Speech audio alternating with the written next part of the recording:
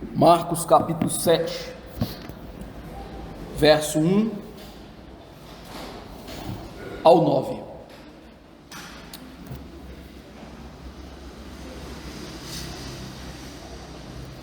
Marcos 7, 1 ao 9.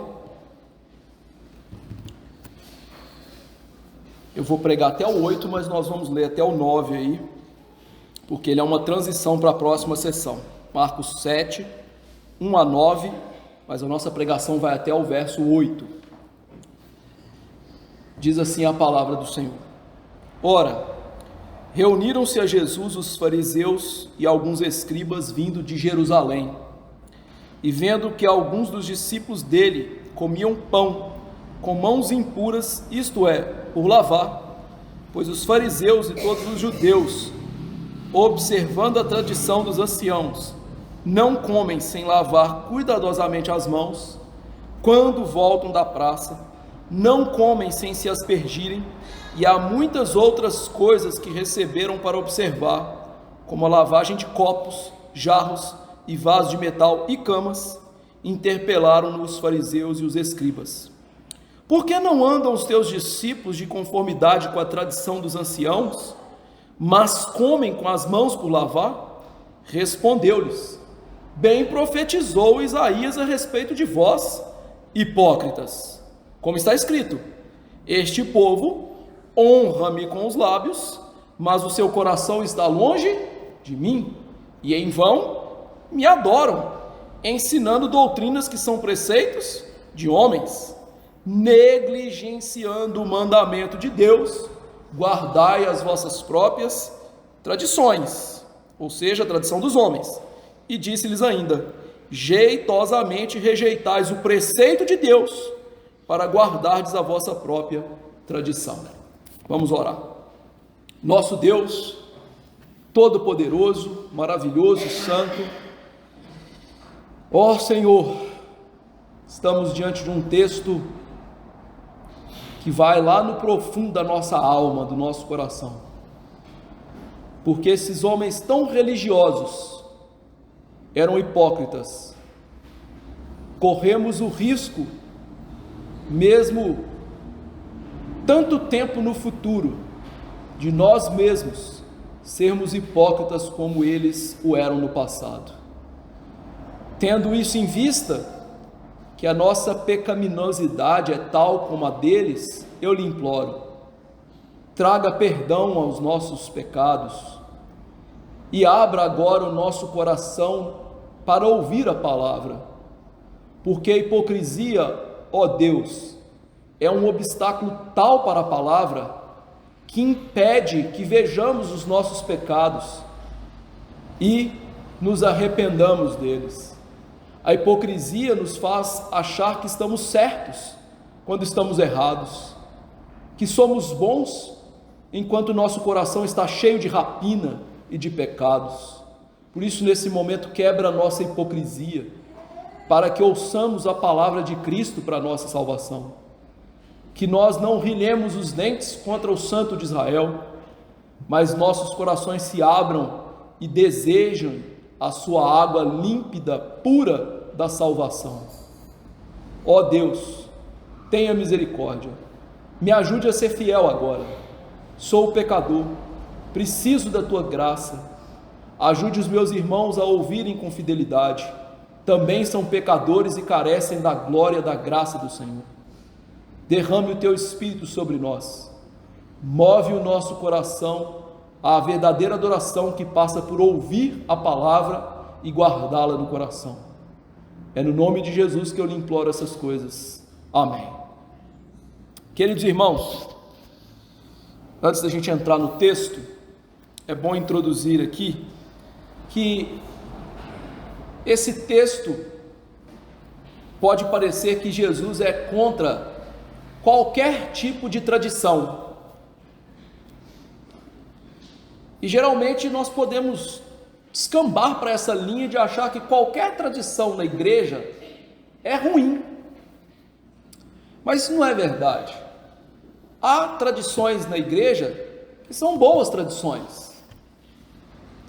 Há coisas da igreja que nós trazemos ao longo dos séculos que são proveitosas.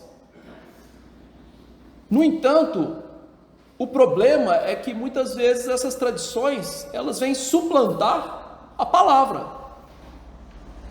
Outro problema é que, já que as tradições não são ruins em si mesmas, há pessoas que fazem coisas ou tradições que vão contrário à palavra de Deus. Então, nesse trecho das Escrituras, Jesus vai direcionar o nosso coração para o lugar correto de cada coisa, dos mandamentos de Deus e da tradição dos homens. Como lidar com isso? Como é a verdadeira espiritualidade? Para a gente entender bem o que está acontecendo aqui, você deve se lembrar que no capítulo 6, como nós vimos aqui durante alguns sermões, a fé estava em xeque. Jesus foi rejeitado na sua própria terra, onde ele cresceu, Nazaré. Os discípulos seriam rejeitados por pregar a palavra com fidelidade. João Batista foi rejeitado pela sua nação e por Herodes, que o matou por dizer a verdade, apontar para a hipocrisia daquele homem, que queria pagar de bonito, de santo diante das pessoas, mas que estava tendo uma relação adulterina com a sua cunhada. Então, capítulo 6 é uma tragédia em relação à fé. Depois nós vimos que os apóstolos viram o grande sinal de Jesus multiplicar pães e peixes, e eles não entenderam direito aquele sinal, ou seja, a fé deles estava prejudicada a tal ponto que, diante de um sinal tão grande, de algo tão inefável que Jesus fez nos olhos deles, que eles viram, eles não entenderam. O próximo momento que nós vemos do declínio da fé é que esses mesmos apóstolos viram Jesus andando por sobre as águas e eles literalmente pensaram que Jesus era um fantasma. E Marcos nos mostra que eles não entenderam o que estava acontecendo porque o coração deles estava endurecido, a fé deles estava comprometida. Eles só entenderam que Jesus era Deus quando Jesus entrou no barco, acalmou a tempestade, tudo se fez calmo, e aí eles confessaram que Jesus era Deus. Mas até esse segundo, eles não entendiam direito isso. A cena seguinte, como nós vimos na semana passada, Jesus era o Deus desconhecido daquelas multidões que o seguiam. As multidões seguiam Jesus para curas, seguiam Jesus para ver coisas bonitas acontecendo, mas aquelas multidões não queriam ouvir o ensino de Jesus para crer em Jesus.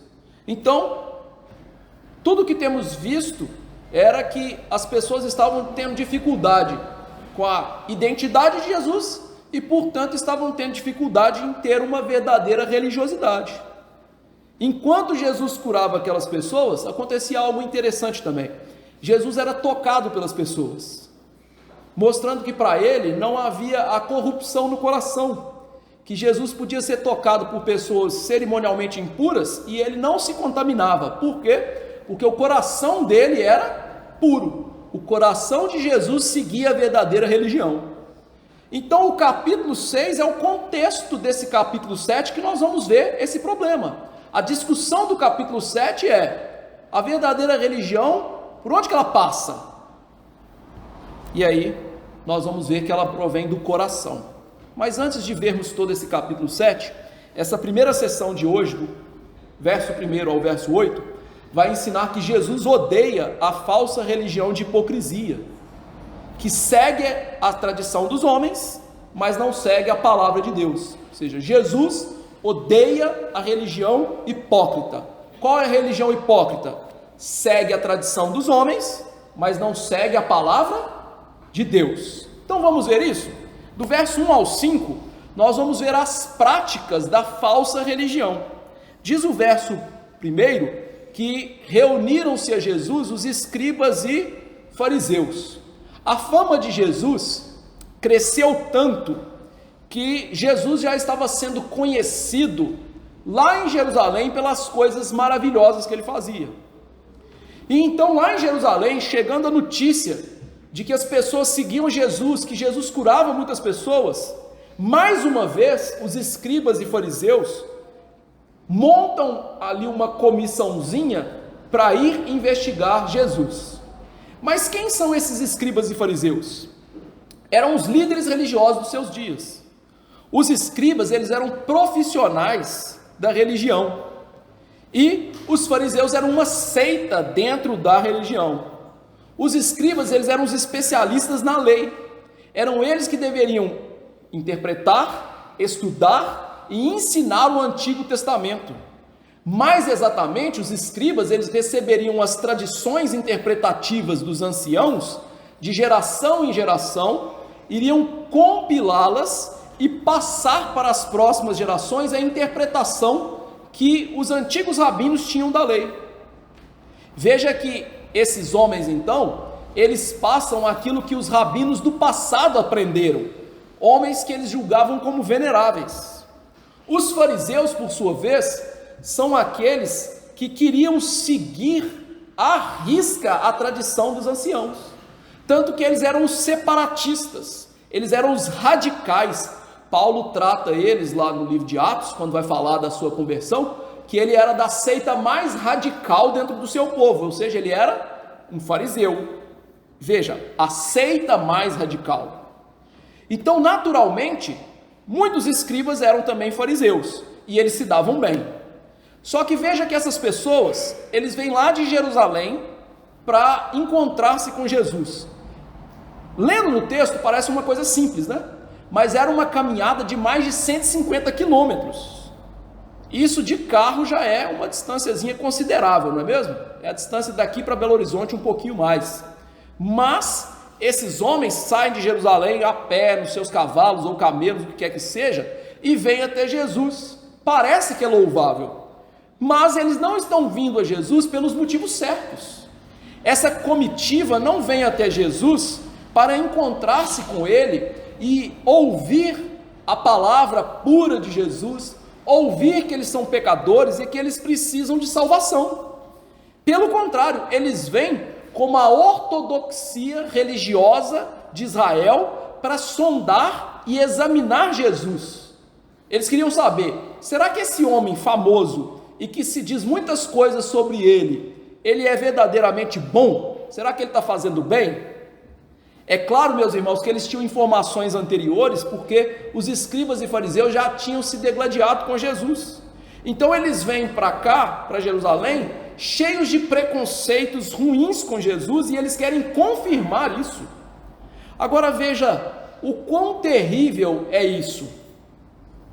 O quão orgulhoso é o ser humano. O ser humano é cheio de empáfia, porque no capítulo 6, que é a base desse capítulo, nós vimos demonstrações inequívocas, claras, de que Jesus é Deus. Jesus multiplicou pães e peixes. Alguém aqui dá conta de fazer isso? Algum falso mestre dá conta de fazer isso? Não. Jesus andou por sobre as águas. Alguém aqui também é capaz de fazer isso? Não. Então nós temos duas provas inequívocas de que Jesus é Deus. Ele é o sustentador do universo, ele está acima da natureza, e portanto Jesus não pode ser examinado pelos seres humanos. Ele não pode ser colocado no banco dos réus, como essas pessoas querem fazer. Isso mostra como nós, seres humanos, somos muito pretensiosos, orgulhosos no nosso ser, acreditando que, sendo alguma coisa, nós podemos analisar e julgar Deus. Curiosamente, esta atitude dos escribas e fariseus pode se encontrar nos nossos dias nos ímpios. Os ímpios estão julgando Deus e colocando no banco dos réus. Eles pensam que podem examinar Deus. Afinal, as frases que eu vou citar aqui, você já ouviu da boca dos ímpios. Se Deus condena pessoas ao inferno, Deus não pode ser bom. Se Deus governa todas as coisas, Ele tem que impedir o pecado, o mal. Ora, estas duas frases que eu citei aqui e que está na boca dos ímpios, é só você abrir a internet que você vai vê-los blasonando contra Deus. Você vai ver que traz consigo orgulho, empáfia. Ou seja, a verdade bíblica é: quem és tu, ó homem, para contenderes com Deus? Quem é você para colocar-se diante do Deus Criador, sustentador e Rei do universo, e examiná-lo, escrutiná-lo? Ninguém. Por isso, esse texto começa aqui com essa grande advertência para nós não cairmos no mesmo erro desses religiosos ímpios dos seus dias e ímpios dos nossos dias, achando-nos que somos mais sábios e mais justos do que Deus. Na verdade, todo ser humano não passa de palha e feno. Nós não somos nada diante de Deus.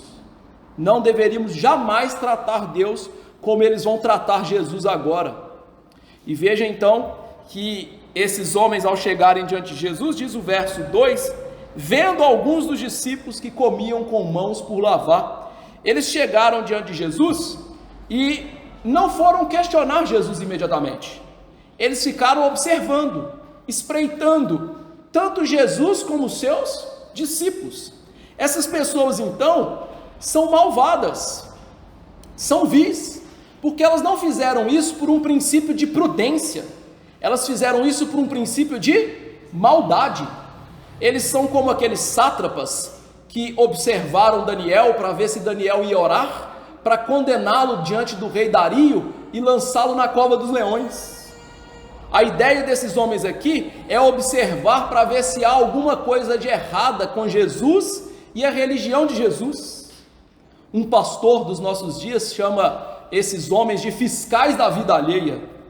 E é interessante que nas igrejas nós estamos coalhados de pessoas assim, pessoas que estão sempre observando a vida dos outros para verem seus pecados, mas sem enxergarem os seus pecados.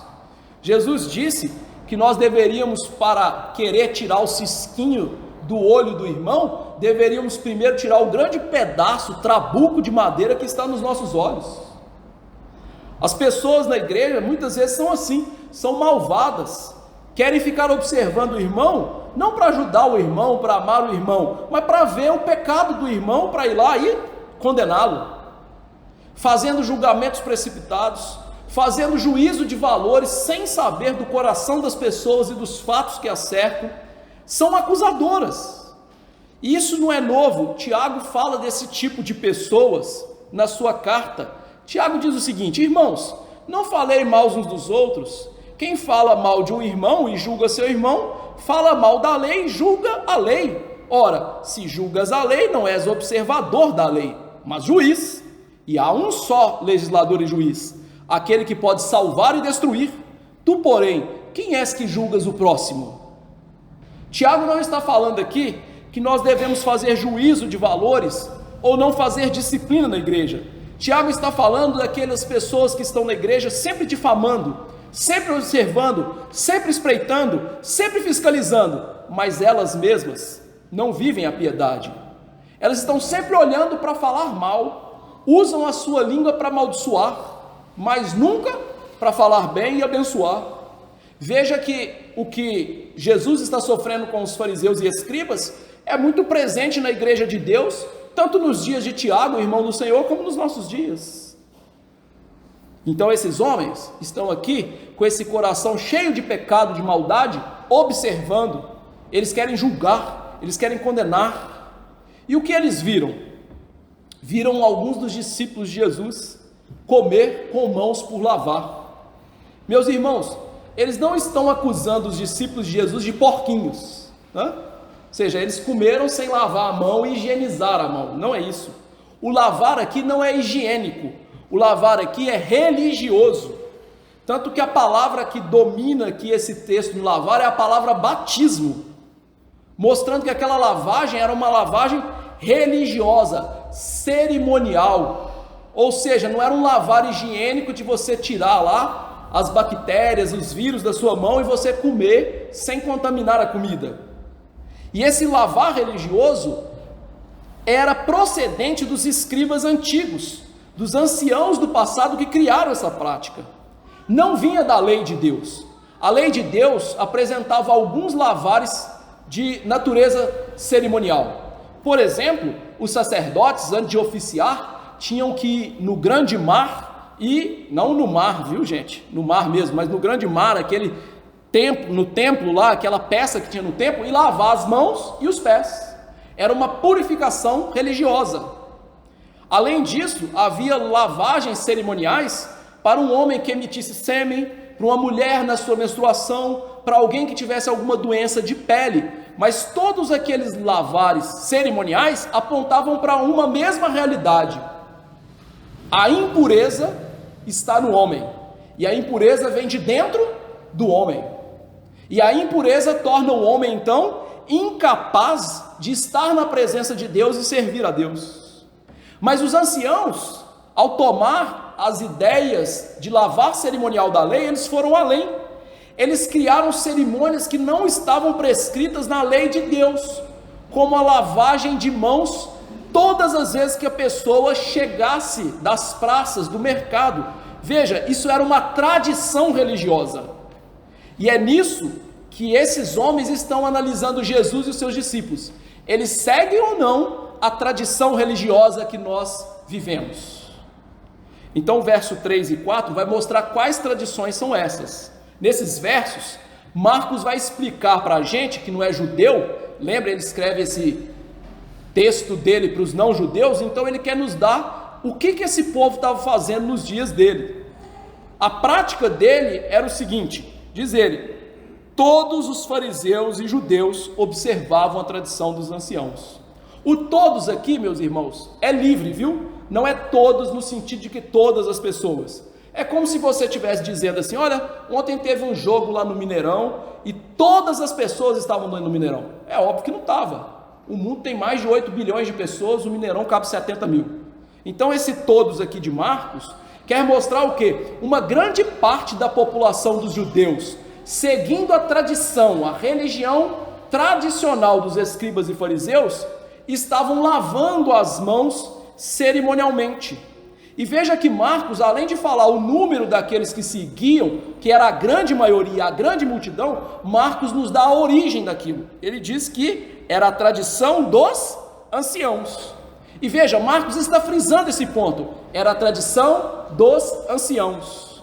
O que Marcos está dizendo para a gente é: a religiosidade daquele povo não era a religiosidade da Bíblia.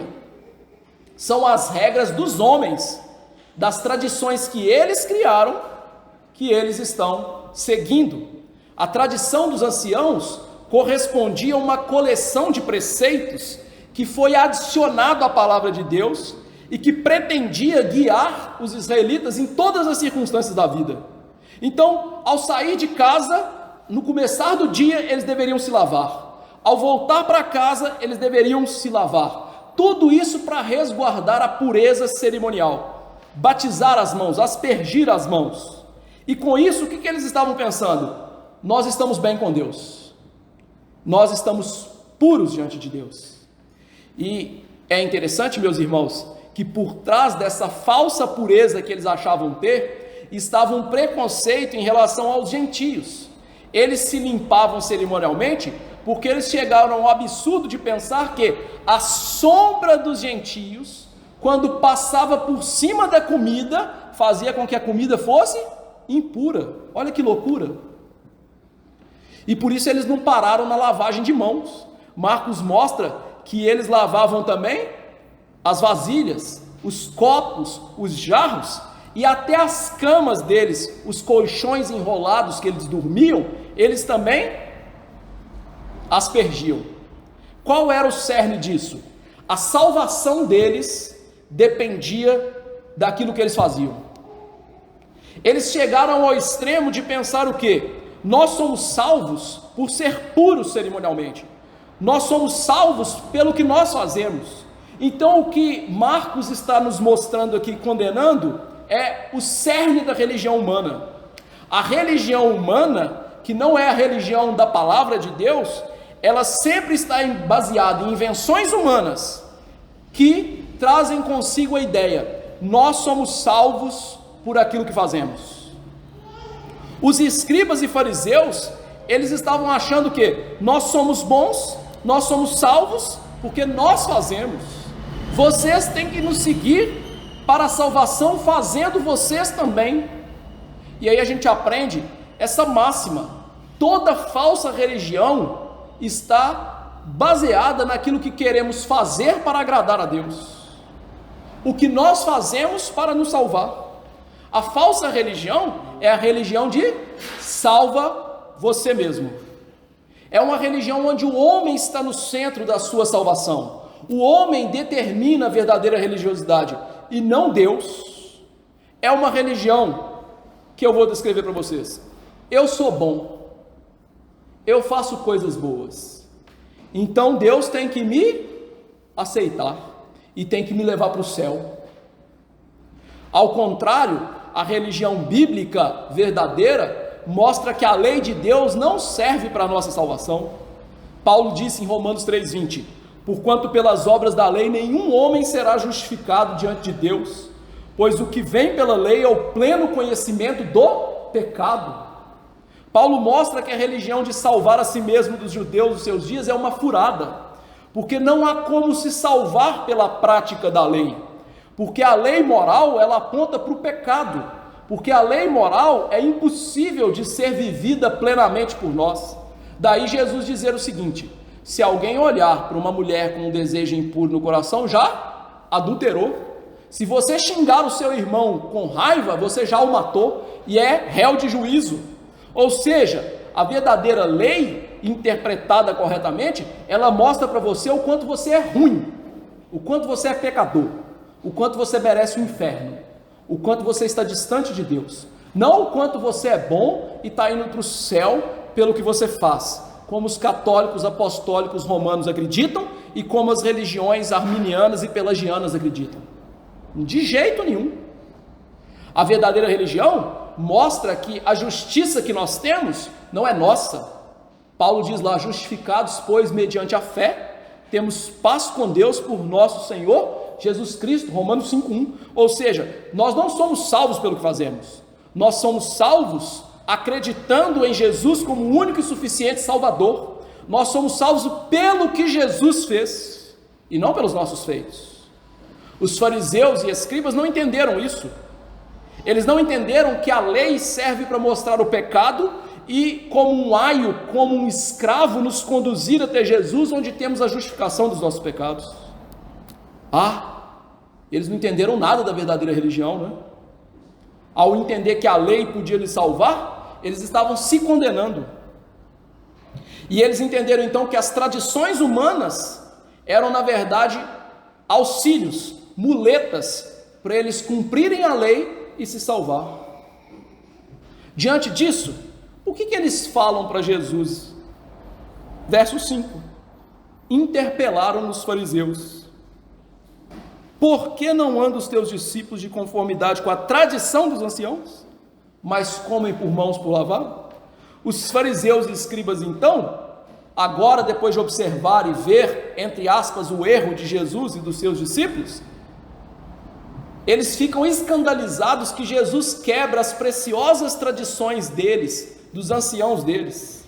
Esses homens se escandalizaram ao ver que Jesus e os discípulos não lavavam cerimonialmente segundo os anciãos haviam feito, e eles então ficaram o quê? Todos dodóis, né? Nossos anciãos, Jesus não faz o que eles mandam. E a pergunta deles então, meus irmãos, é uma pergunta destrutiva. Não é uma pergunta assim: por que vocês não fazem isso? Me explica aí, eu vou aceitar. Não, a pergunta deles é como se falasse assim: Jesus, o Senhor e os seus discípulos não são bons religiosos, e o Senhor é um péssimo mestre, o Senhor é conivente com eles. Isso não é bom de um rabi de Israel. Então o que eles estão fazendo é acusando Jesus. Eles querem destruir Jesus. A cegueira espiritual deles é tão grande que os levou a seguir mandamentos de homens e acreditar que Jesus, ao não segui-los, ele era ruim. Ou seja, Jesus é mau, porque ele não segue aquilo que a gente fala. Então eles estão seguindo aqui as tradições dos homens e julgando Jesus segundo os parâmetros humanos, falando que a espiritualidade de Jesus não presta, que os discípulos de Jesus não amam a Deus. Por quê? Porque os antepassados deles criaram normas e que eles não seguiam. Então esses homens estão errados em dois lugares. Em primeiro lugar, eles acham que eles são melhores do que os outros porque eles têm esses preceitos e seguem. Então eles julgaram as pessoas com o parâmetro deles, ou seja, nós somos o parâmetro. Ora, meus irmãos, isso não é comum só na religião, né? A filosofia quis colocar o homem como parâmetro de todas as coisas, como a razão, como parâmetro de julgar as coisas. Então o homem se tornou o juiz, o escrutinador de todas as coisas. Isso é um contexto filosófico que eles estão seguindo, só que transvestido de religiosidade. Então esses homens, eles acham, nós somos melhores, nós é que temos o direito de julgar as pessoas. Interessantemente, né? Isso acontece nos arraiais presbiterianos, porque nós temos símbolos de fé brilhantes e maravilhosos. Muitas vezes a gente acha que a gente é melhor do que os outros, e que a gente pode ser o juiz dos outros, apesar que devemos ver sim o que eles estão errados. Mas, meu amigo, porque você segue a palavra de Deus, você não é melhor do que o outro, você recebeu mais graça do que o outro, porque na verdade nenhum de nós é melhor do que ninguém, todos nós somos pecadores, todos nós carecemos da glória, da graça de Jesus. Em segundo lugar, eles estão enganados quanto à natureza do pecado. Para eles, pecado era algo externo, pecado era algo que vinha de fora para dentro, e não de dentro para fora. Eles pensavam que eles podiam ser santos lavando as mãos. Olha, se santidade dependesse de lavar as mãos, eu criava uma banheira e ficava o dia inteiro dentro dela, 24 horas. Santo. Mas a Bíblia não ensina isso. Isso é estupidez. O que eles estão achando então é, olha, nós temos como prevenir o pecado, nós temos como vencer o pecado com essas coisas. Então o contraste entre eles e Cristo não era entre os ritos, era entre a verdade da verdadeira religião. Ou seja, eles não entenderam o que é pecado e o que é santidade de fato. O conflito é periférico, mas toca ao âmago da verdadeira religião. Curiosamente, os segmentos evangélicos dos nossos dias estão como esses homens, coando um mosquito e engolindo o camelo, seguindo regras de homens. Quantas igrejas, né, o homem tem que sentar de lado, a mulher do outro? Onde está escrito isso na Bíblia? A mulher não pode cortar o cabelo. Onde está escrito isso na Bíblia? A mulher tem que usar só saia, não pode usar calça. O homem não pode tomar café, não pode doar sangue, não pode comer carne de porco, e por aí vai. E aonde está escrito isso na Bíblia? Não está. Qual é o problema? Achar que o pecado é externo, e achar que o pecado não está dentro do seu coração. E esse era o cerne do problema. Essa é a religião falsa, essa é a religião que Marcos está condenando aqui. E não só Marcos está condenando porque Jesus condenou. Então do verso 6 ao 8, Jesus vai condenar a falsa religião desses homens. Veja que o verso 6 diz aí, ó: respondeu-lhe Jesus: bem profetizou Isaías a respeito de vós, hipócritas. Então veja só, Jesus vai responder esses homens, mas Jesus apela para tradições humanas? Não, Jesus respondeu eles apelando para quê? Para a Bíblia. Jesus não falou assim, ó, o rabino conhecido de vocês, fulano, ciclano, beltrano de tal, ele disse isso. Não, Jesus falou assim, o que a Bíblia diz? E Jesus aqui, né, dá a base para o capítulo 1 da nossa confissão de fé, né, na 10ª sessão, que diz que o Tribunal Supremo em qualquer discussão religiosa é o Espírito Santo falando pela Bíblia. Então Jesus seguiu esse princípio, e é daí que nós tiramos esse princípio. Ou seja, em discussões religiosas, o grande tribunal é a Bíblia. A Bíblia é a senhora da nossa consciência, a Bíblia é quem ordena a verdadeira religião. Então ele foi responder usando a palavra de Deus, infalível, inerrante, palavra de Deus para o ser humano, a fonte de tudo que é certo acerca da piedade, da salvação, onde encontramos a verdadeira religião. Então Jesus vai mostrar a esse povo que eles não conhecem a Bíblia.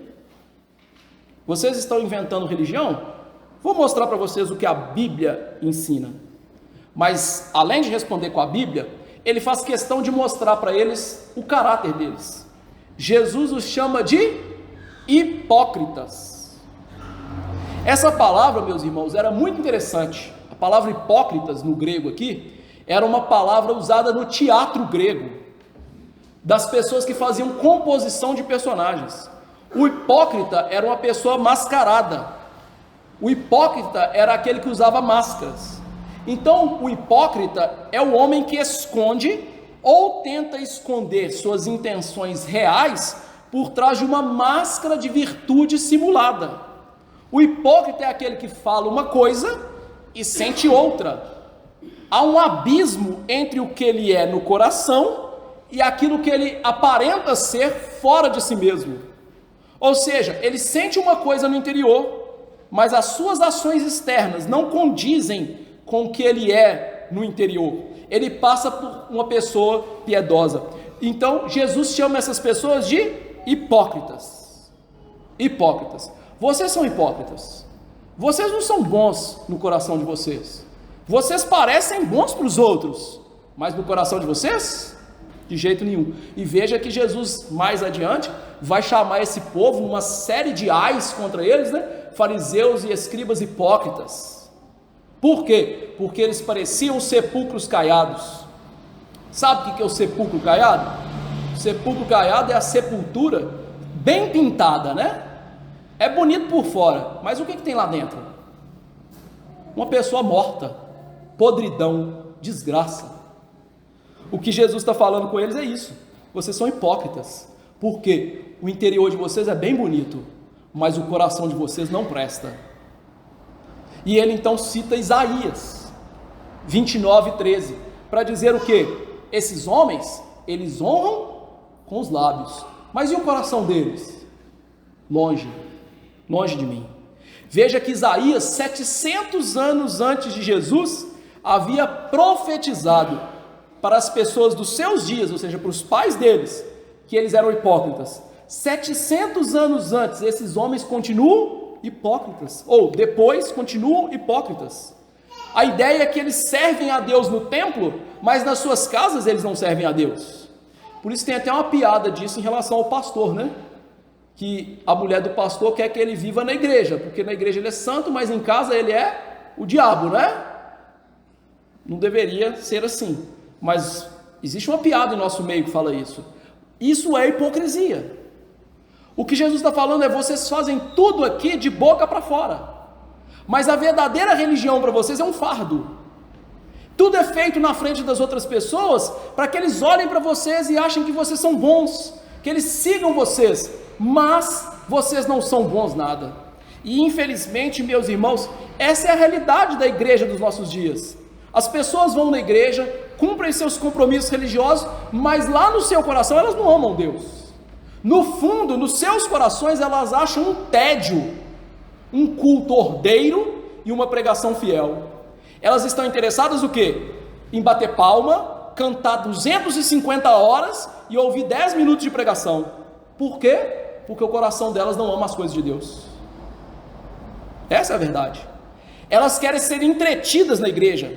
Daí Charles Spurgeon dizer assim: olha, pastores, nós não estamos aqui para entreter bodes, nós estamos aqui para pregar a palavra para as ovelhas de Deus. Porque a ovelha de Deus, ele vai querer ouvir a palavra. Ele não vai ficar querendo cantar 2 horas igual um macaco pulando e ouvir 10 minutos de pregação e ir embora para casa vazio.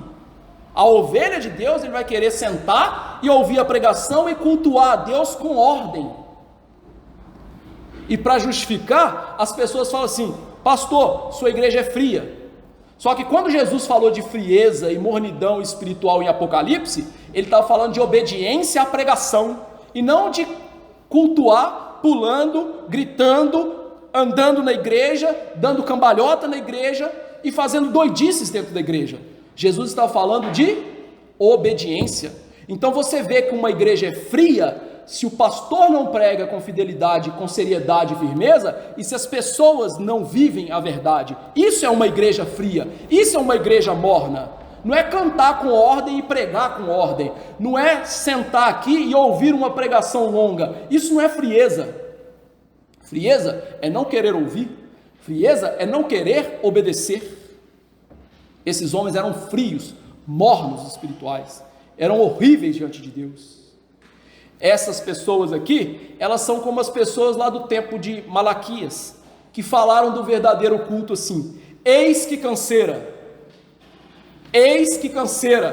Malaquias 1,13, e diz assim mais: e o lançastes ao desprezo, diz o Senhor dos Exércitos, vós ofereceis o que foi roubado, coxo, enfermo, assim trazeis a oferta, aceitaria isso eu da vossa mão, diz o Senhor?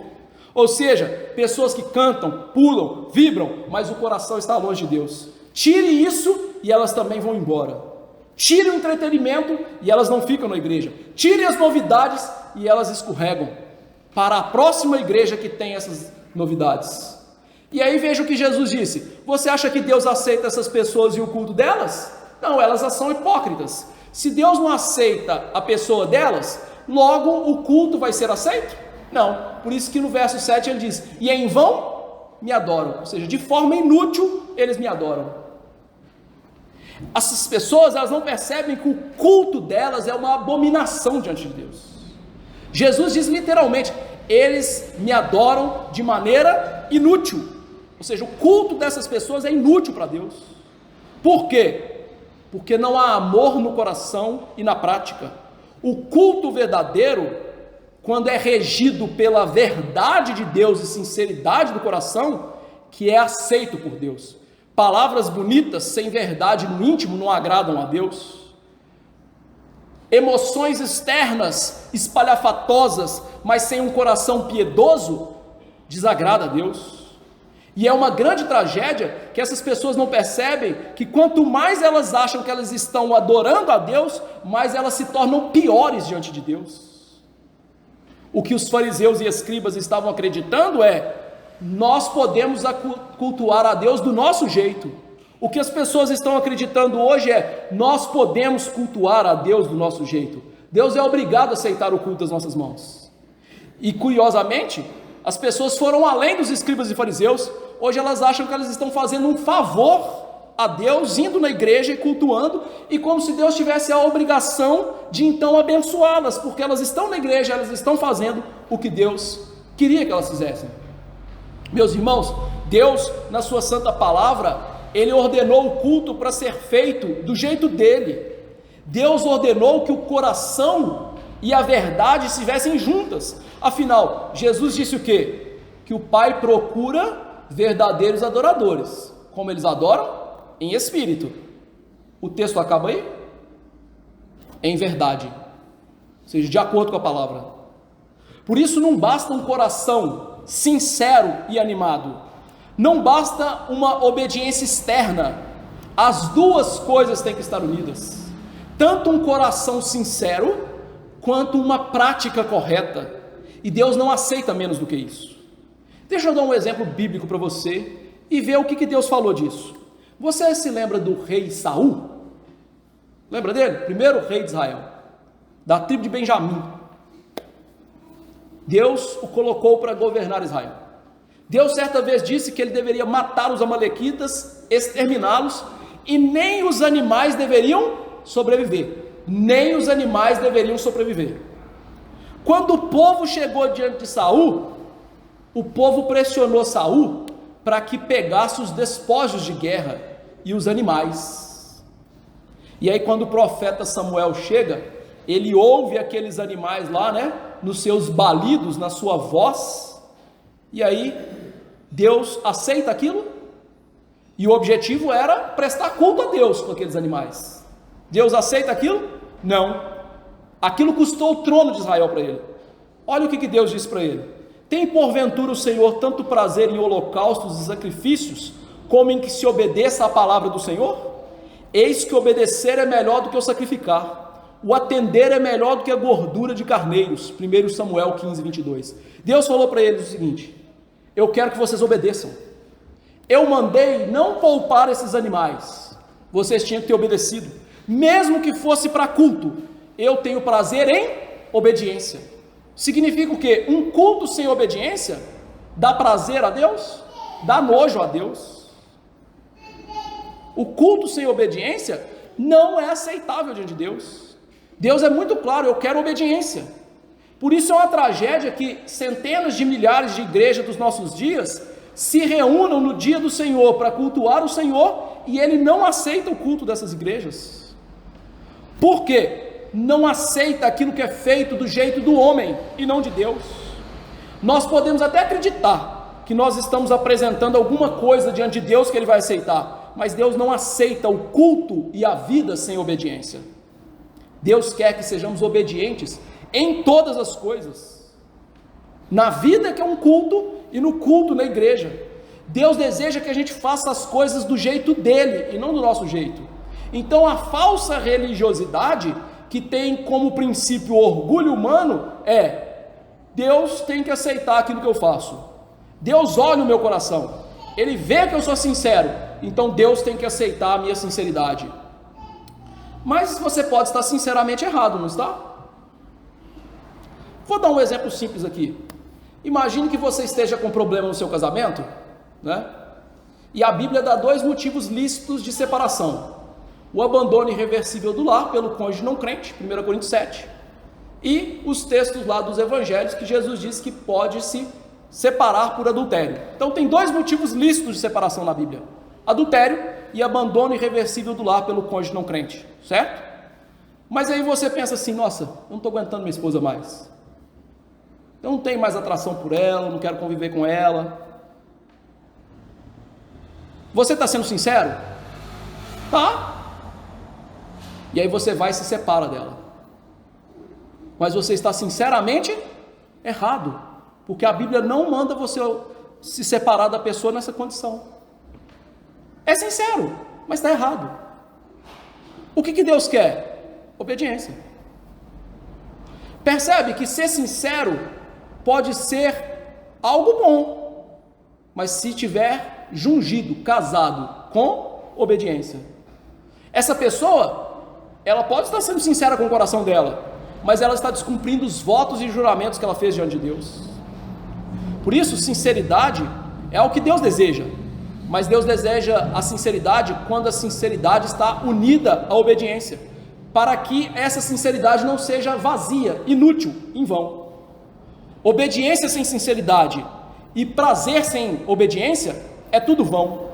Deus deseja que os nossos corações tenham prazer nas coisas dele, mas Deus deseja também que nós façamos direito. Vamos ver um coração que almeja Deus? Assim como o cervo clama, brama pelas correntes das águas, assim suspira minha alma por ti, ó Deus. A minha alma tem sede de Deus, do Deus vivo. Quando entrarei e me apresentarei ante a face de Deus? Esse é um exemplo de alguém que é sincero, que o coração dele está voltado para Deus e ama a Deus, deseja as coisas de Deus, mas ele também queria obedecer a Deus. Então a verdadeira adoração passa por um coração sincero, desejoso, mas obediente. E veja que Jesus então mostra essa verdade no verso 8. Ele diz aí: vocês negligenciam o mandamento de Deus, guardando a tradição dos homens. Veja que ele faz questão de frisar Deus e homens. Olha o contraste: vocês negligenciam Deus, vocês agradam homens. Jesus mostra então que a sinceridade deles, entre aspas, de querer servir a Deus do jeito deles, se evidenciava como falsa pela quebra dos mandamentos de Deus. Os escribas e fariseus quebravam os mandamentos de Deus porque eles não tinham desejo de obedecer à lei moral de Deus. Meus irmãos, a lei moral era muito maior do que a lei cerimonial. Deus deu a lei moral para ser o nosso guia perpétuo. Lá no céu, você vai adorar a Deus de acordo com os 10 mandamentos. Por isso Paulo disse que hoje nós temos a fé, a esperança e o amor. Qual é maior? Ele falou amor, porque fé e esperança acaba, mas e o amor? Não acaba. Por que é o amor? Nós vamos ver que amor é obedecer os mandamentos de Deus. Ou seja, no céu você não vai ter nem fé e nem esperança, mas se você não tiver amor, você não vai estar no céu. A lei moral, que é resumida nos 10 mandamentos, jamais passa. É a lei eterna do caráter de Deus, e é ela que constitui a essência do verdadeiro amor para com Deus, para com o próximo, e consequentemente da verdadeira religião. As pessoas nos nossos dias falam muito de amor, né? Nós amamos a Deus, nós amamos as pessoas. Ah, olha como que a gente ama. Mas a Bíblia mostra que o amor dessas pessoas é uma invenção, uma quimera. Por quê? Olha o que Paulo diz sobre o amor. Com efeito, não adulterarás, não matarás, não furtarás, não darás falso testemunho, não cobiçarás. Se há algum outro mandamento, tudo nessa palavra se resume: amarás o teu próximo como a ti mesmo. O amor não faz mal ao próximo. De sorte, olha a definição de Paulo de amor, que o cumprimento da lei é amor. Então, para Paulo, ou seja, para a Bíblia, o que é amar? Obedecer os mandamentos de Deus. Então Jesus está respondendo à crítica infernal daqueles homens, mostrando para eles a verdade. Vocês não amam a Deus, vocês não amam o próximo de vocês, porque vocês não seguem os mandamentos de Deus, vocês seguem os mandamentos dos homens, uma falsa religião. Uma falsa religião é a religião que obedece mandamentos de homens, mas não de Deus. A verdadeira religião brota desse coração desejoso por obedecer a Deus em todas as áreas, todas as instâncias da vida. Os verdadeiros salvos, então, eles amam, eles obedecem, eles desejam isso no coração. Pera lá, isso não é autossalvação, viu? Nós somos salvos para obedecer, e não salvos porque obedecemos. Você é salvo para que você ame, para que você obedeça, para que você siga as ordens de Deus. E a desobediência, então, é uma grande evidência de uma falsa religião, de uma hipocrisia do coração, de um coração que está longe de Deus. Outra evidência dessa falsa religião e dessa hipocrisia é obedecer a homens, e ao obedecer a homens, os mandamentos que eles inventam, nós não obedecemos a Deus. Como nós vimos aqui, os escribas e fariseus criaram um monte de regrinhas. Para quê? Para não obedecer a Deus. Para colocar a esperança deles nos mandamentos humanos, nas regras feitas pelos homens e nas tradições dos homens. Por quê? Porque nós podemos cumprir essas coisas. E quando eles fizeram isso, eles deturparam o mandamento de Deus em prol da tradição dos homens, ou seja, eles deram mais tradição, ou mais importância à tradição do que à palavra de Deus. Por isso a religião deles era falsa. Falsas religiões possuem regras que não estão na Bíblia, regras que não estão de acordo com a lei de Deus, regras que querem nos impor santidade externa, mas não interna. Por isso que Paulo, quando confrontou essa falsa religião em Colossenses, ele disse o seguinte, uma coisa belíssima que Paulo diz. Ele fala que essas regras de homens de comer e beber não tem valor nenhum contra a sensualidade. Sabe o que Paulo está dizendo? Vocês têm o pecado de sensualidade dentro do coração de vocês. Vocês são sensuais dentro do coração de vocês. Deixar de comer ou beber alguma coisa não resolve o problema. A sensualidade ainda está aí alojada. Por isso nenhum mero homem pode criar leis que vá resolver o problema do nosso coração. Nenhum homem pode obrigar a consciência de outro, porque é só a palavra de Deus que é a senhora da consciência. Só a palavra de Deus pode ordenar uma vida piedosa. Nenhum homem pode criar regras religiosas e obrigar essas regras como um caminho para o céu. Isso é falsa religião. Essa é uma religião dos escribas e fariseus. Uma religião que segue regras humanas, e essa é a religiosidade dos nossos dias. Eu vou tratar de um assunto polêmico aqui, mas quantas igrejas evangélicas falam que tomar bebida alcoólica é pecado, e que quem bebe vai para o inferno? Mas como é que a Bíblia, lá em Deuteronômio, manda a festa de entrega dos dízimos, o povo levar a cada 3 anos os dízimos no templo e beber vinho dentro do templo? Foi o próprio Deus que mandou, em Deuteronômio 14. Tinha que beber vinho dentro do templo, e não era só vinho não, porque lá fala bebida forte. Bebida forte era o levedado de cevada. O que é o levedado de cevada? Cerveja. Então eles tinham que beber vinho e cerveja dentro do templo a cada 3 anos. Ué, quem que mandou? Deus. Deus pode mandar a gente pecar? Então de onde vem essa regra? E eu não estou fazendo apologia à bebida, estou fazendo isso, eu só estou mostrando quão ridícula é a religião humana dos nossos dias, que não conhece Bíblia, nada de Bíblia, nada, é nada, 0, menos 0, 0, 0, vácuo de Bíblia, e fica falando bobagem. Afinal, o próprio Jesus tomou vinho na ceia, né? Então Jesus está indo para o inferno também.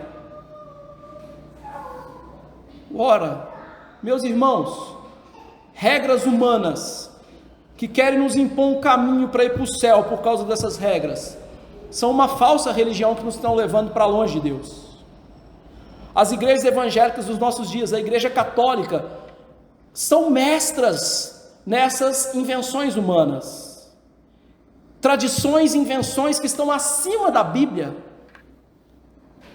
E veja, isso é diabólico.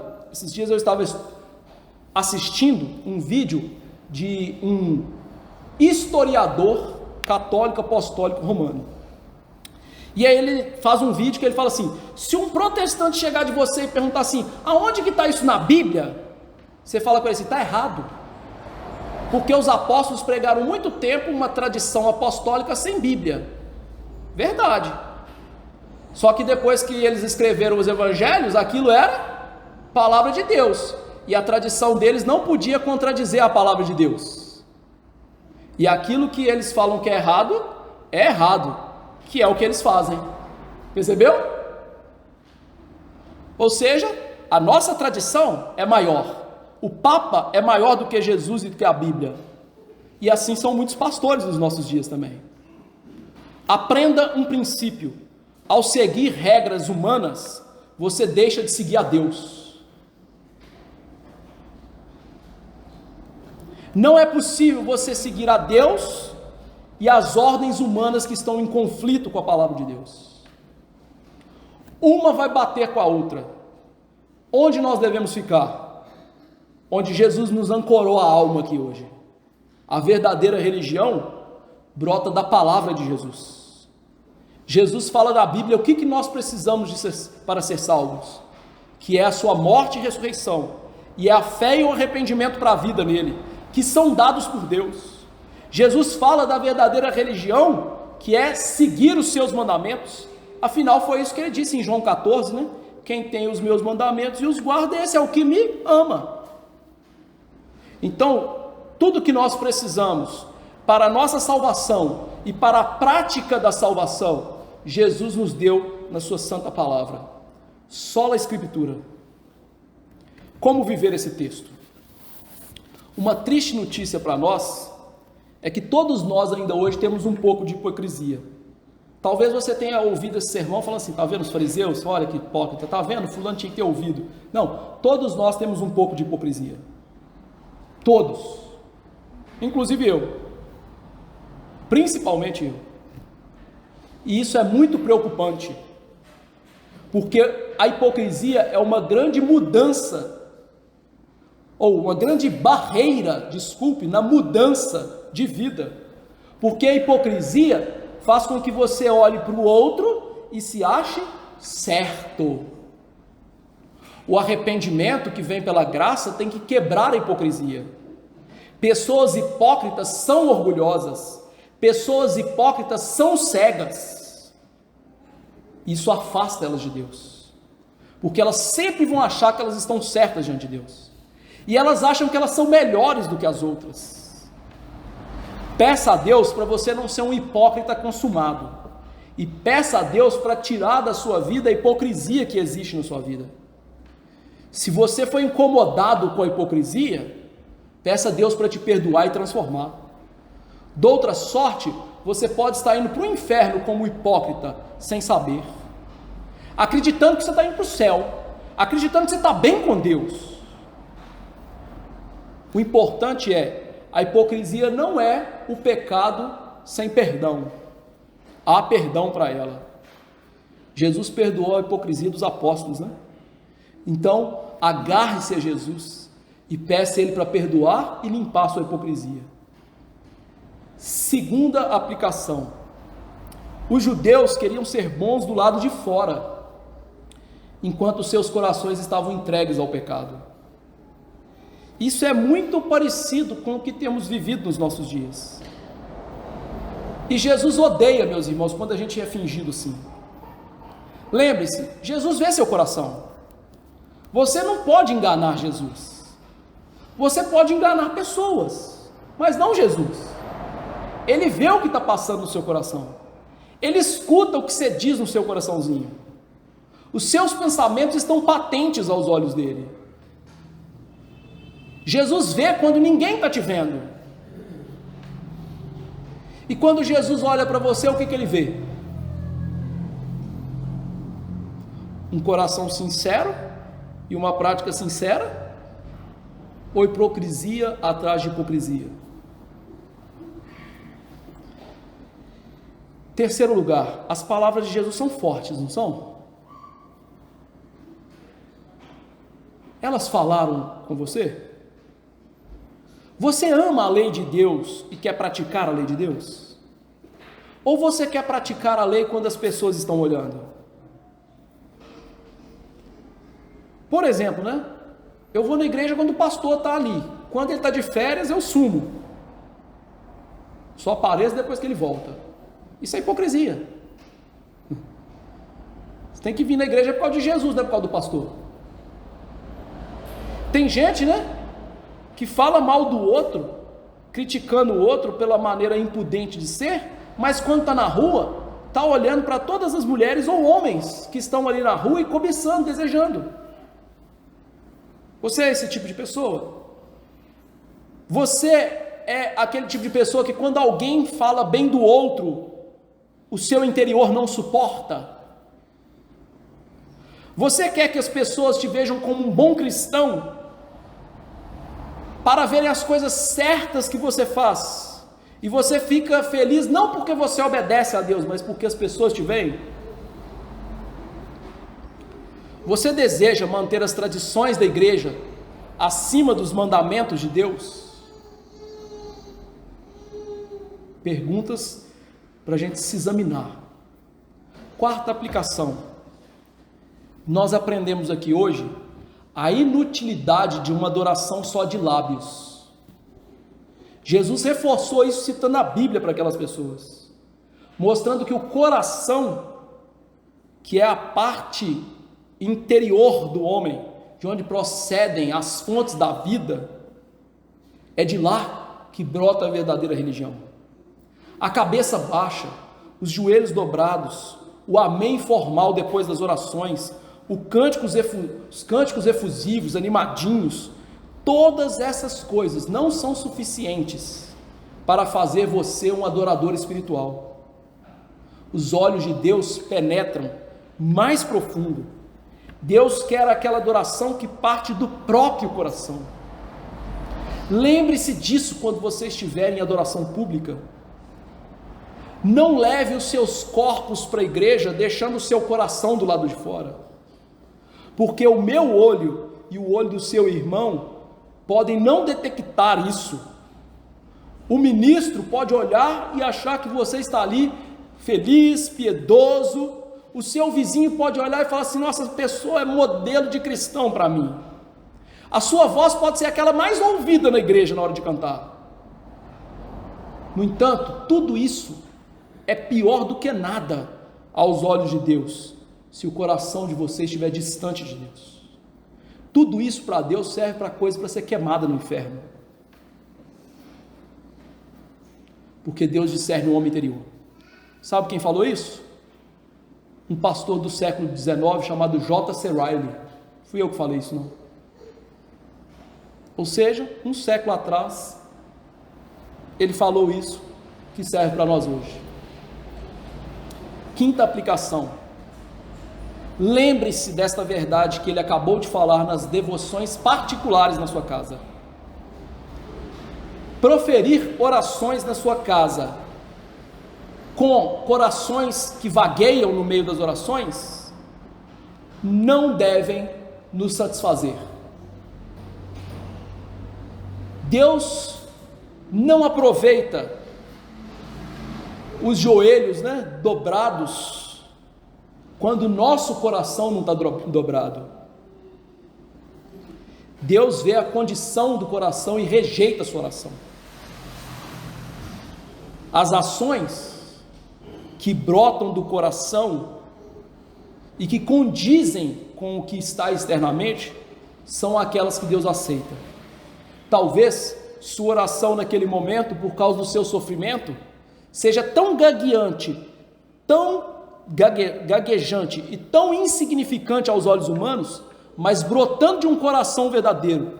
Deus vai olhar e falar assim: essa eu aceito, essa é que eu quero, e vai colher sua oração. Essas orações são deleitosas para Ele, ou seja, quando o coração e a boca estão em sintonia. Por isso eu quero dar uma dica para você, irmão. Quando você for orar na sua casa, orar sozinho, entra dentro do quarto e fecha realmente a porta, como Jesus disse, para você orar em voz alta. Por que é importante orar em voz alta?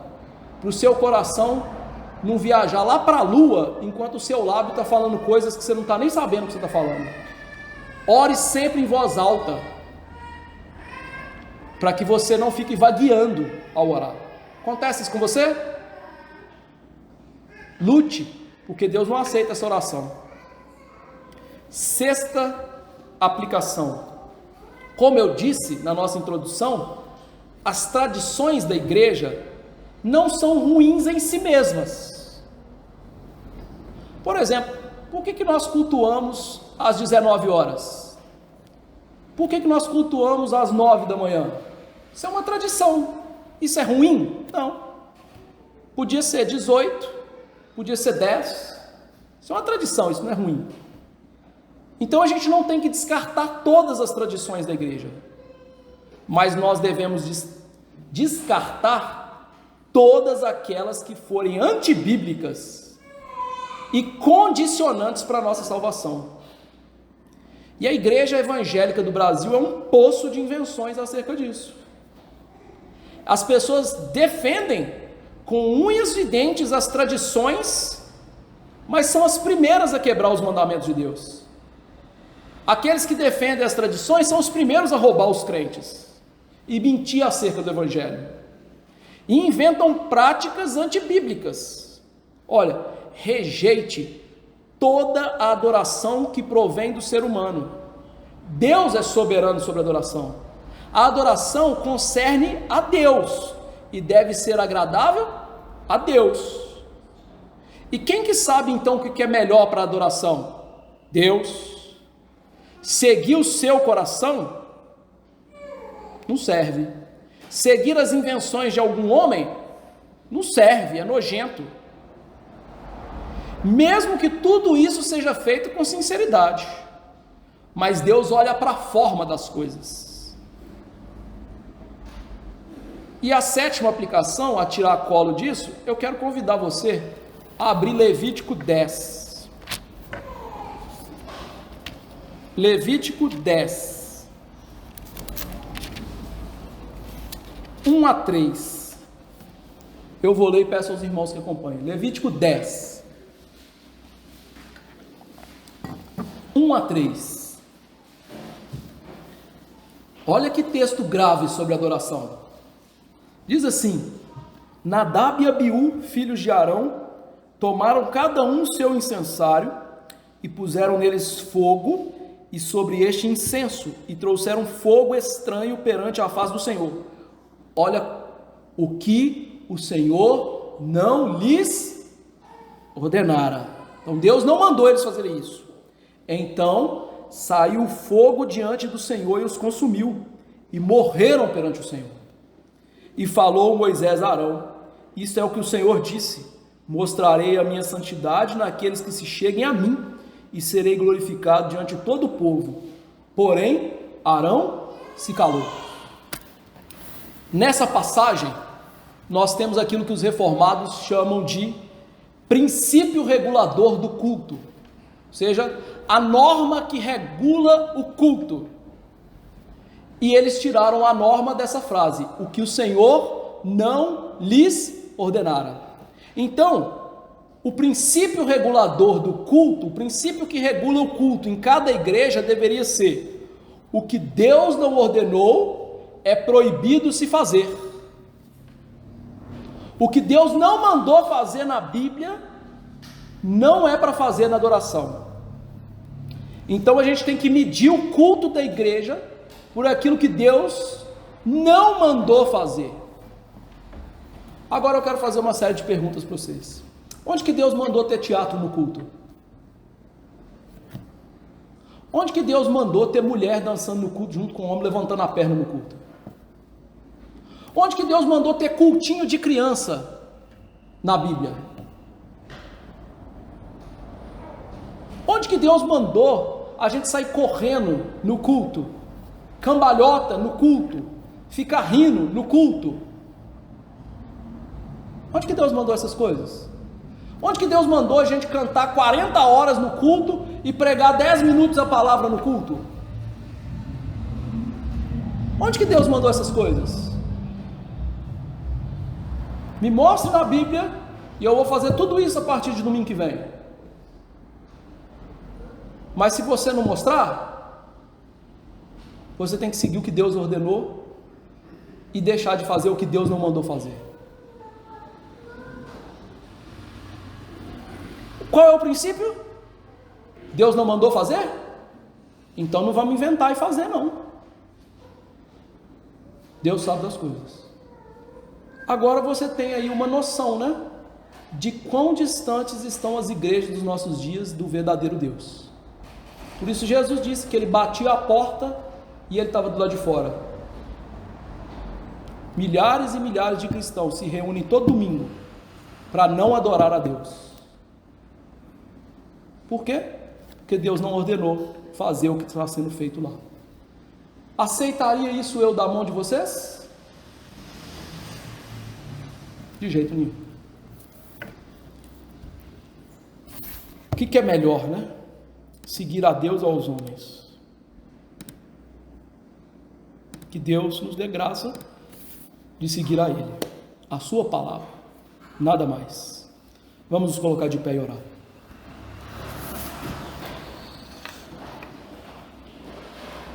Ó Deus maravilhoso, quão grave é a palavra de Jesus aqui. Jesus mostrou que há muita hipocrisia nos nossos corações, e Jesus mostrou que há muita hipocrisia no meio dito protestante nos nossos dias. Que o Senhor tenha misericórdia da tua igreja, Senhor. Tenha misericórdia da nossa igreja. Nós queremos ter um culto ordeiro, ordenado, com alegria do coração, mas com zelo, com ordem e decência, e que isso seja feito. Nós queremos ter uma pregação verdadeira, e que isso seja feito.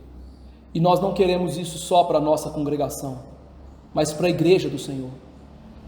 Queremos que a igreja do Senhor veja os erros que tem cometido na adoração, as perversões que têm sido trazidas para dentro da igreja por causa das ideias humanas. Ah, Senhor, tenha misericórdia. Que o Senhor possa falar ao coração da tua igreja nos nossos dias, quebrando a hipocrisia, quebrando esse falso culto, Deus, fazendo com que nós não andemos na nossa própria luz, como o Senhor ensinou ao povo dos dias de Isaías, mas que andemos na luz do Senhor, mas que andemos na palavra do Senhor. Não permita que até as igrejas presbiterianas hoje deixem, ó Deus, o princípio regulador do culto, para o culto não ser abominável ao Senhor. Ah, Deus, instile no teu povo um coração que deseja a ti, o Deus vivo e verdadeiro, e um coração que mostra isso por meio de obediência à palavra, de ouvir a palavra com deleite e com o santo compromisso de observá-la, de segui-la, e que tenhamos nisso, ó Deus, o nosso gozo. Paulo nos ensinou que no tocante ao homem interior, ele tinha prazer na lei de Deus, ou seja, na tua lei. Que assim sejamos nós, tenhamos prazer na lei do Senhor, que tenhamos desejo de ouvir a Tua palavra, de nos submeter à Tua palavra.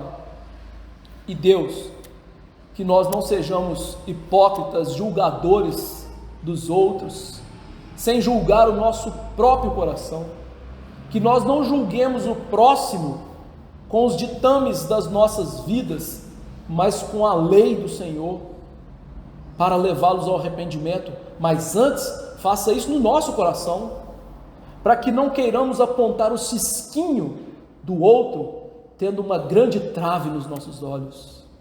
Tire-a dos nossos olhos em primeiro lugar. Transforme os nossos corações. E depois, nos faça instrumentos do Senhor para transformar o coração dos que estão ao nosso redor. Ah, Deus, escuta minha oração imperfeita, desse homem imperfeito, mas que eu lhe imploro em nome de Jesus Cristo, aquele que é, que era e que há de vir, o perfeito e sumo Deus, o teu Filho, nosso Salvador. Amém. Que a graça do Senhor Jesus Cristo, o amor de Deus, o bendito Pai e a eterna consolação do Espírito estejam com os eleitos do Senhor, hoje e para sempre. Amém.